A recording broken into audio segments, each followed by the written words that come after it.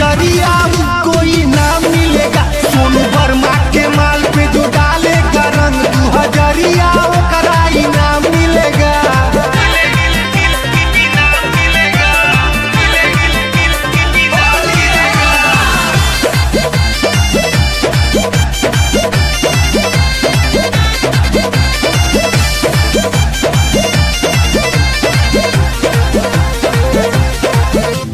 आवत जात बाड़ी जेतना लईकी सबके आजू हो छेके के बा। लेके हो रंगवा लोटे के लोटा देहिया पे सबके फेंके के बा। अगर छूट गई ना तो जीएसटी काट ले बेटा। आवत जात बाड़ी जेतना लईकी सबके आजू हो छेके के बा।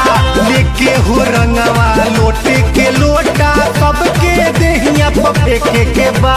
घोर लेना है बाल्टी में रंगवा डालने में पूरा आराम मिलेगा। टीपी के माल पे जो डालेगा रंग 2000 ओकरा इनाम मिलेगा।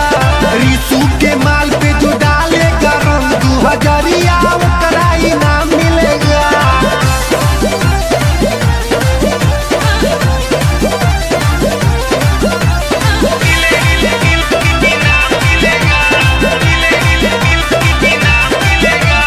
आवत हई हो पीरिन सवाली एकरा नया जू हो छोड़े के बा।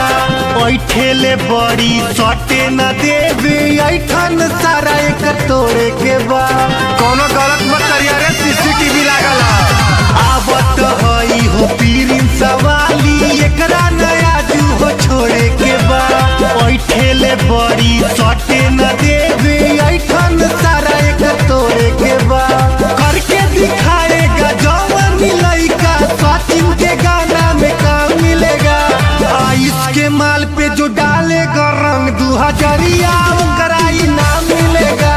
रोहित के माल पे जो डालेगा रंग 2000 ओकरा इनाम मिलेगा।